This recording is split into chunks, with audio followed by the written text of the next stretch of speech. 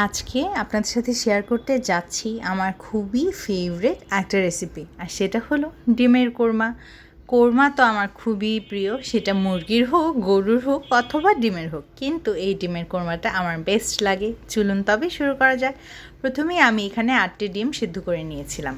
ডিমগুলো সিদ্ধ হয়ে গেলে এই পর্যায়ে চুলায় একটা প্যান বসিয়ে কিছুটা তেল গরম করে নিলাম এবং এর মধ্যে ডিমগুলোকে প্রথমে কিছুক্ষণের জন্য ভেজে নেব। আর এরই মধ্যে আমি প্রায় হাফ লিটারের মতন লিকুইড দুধকে জাল দিয়ে রেখেছিলাম। এবারে ডিমগুলোকে কিছুক্ষণ সময় ধরে কিন্তু একটুখানি ভেজে নিতে হবে। ডিমগুলো ভাজা হয়ে গেলে আমি কড়াই থেকে তুলে নিলাম এবং একই তেলের মধ্যে আমি দিয়ে দিলাম এলাচ, দারচিনি এবং তেজপাতা।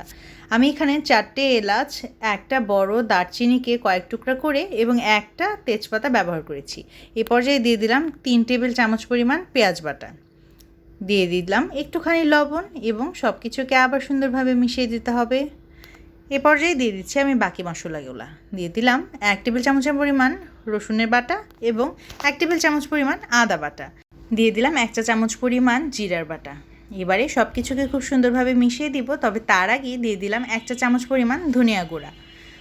আপনাদের কার কার ডিমের কোরমা পছন্দ আমাকে কিন্তু কমেন্ট করে অবশ্যই জানাবেন। এই পর্যায়ে একটুখানি পানি দিয়ে দিয়েছিলাম এবং মশলাকে সুন্দরভাবে কষিয়ে নিয়েছি। আর এদিকে দিয়ে দিলাম বাদাম বাটা। এখানে আমি কয়েকটি কাঠবাদামকে আগের দিন রাতেই ভিজিয়ে রেখেছিলাম এবং পরদিন সকালে খোসা ছাড়িয়ে এগুলোকে ব্লেন্ড করে নিয়েছিলাম। এ পর্যায়ে কিন্তু আমি কিছুটা দুধও অ্যাড করে দিয়েছি। আর এই পর্যায়ে দিয়ে দিলাম 4-5টি কাঁচামরিচ। এবারে দিয়ে দিলাম 1 চা চামচের মতন ঘি দেওয়া হয়ে গেলে এই পর্যায়ে দিয়ে দিচ্ছি একটু টক দই, প্রায় হাফ কাপের মতন টক দই আমি এটাতে ব্যবহার করছি। এবারে সব কিছুকে আবার সুন্দরভাবে মিশিয়ে নিতে হবে।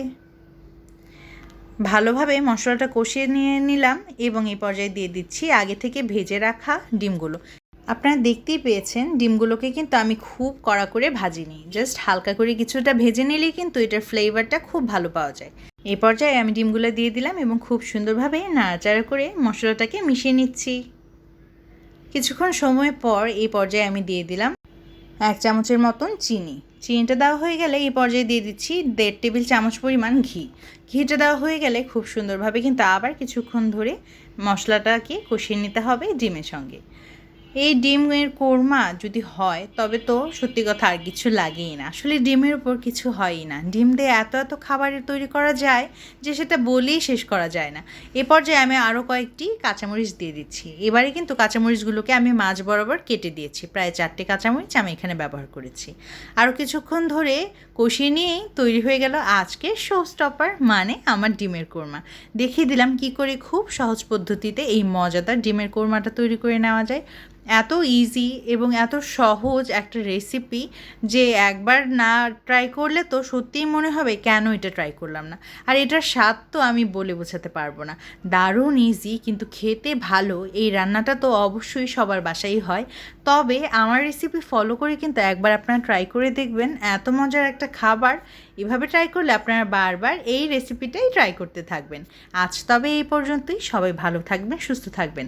অনেক অনেক ধন্যবাদ আজকের ভিডিওটি দেখার জন্য। রেসিপিটি যদি ভালো লেগে থাকে তবে কিন্তু আমাকে কমেন্ট করে জানিয়ে যেতে একেবারেই ভুলবেন না। আর শুধু কমেন্ট করলে কি হবে, সাথে তো লাইকও দিতে হবে এবং শেয়ারও করে যেতে হবে।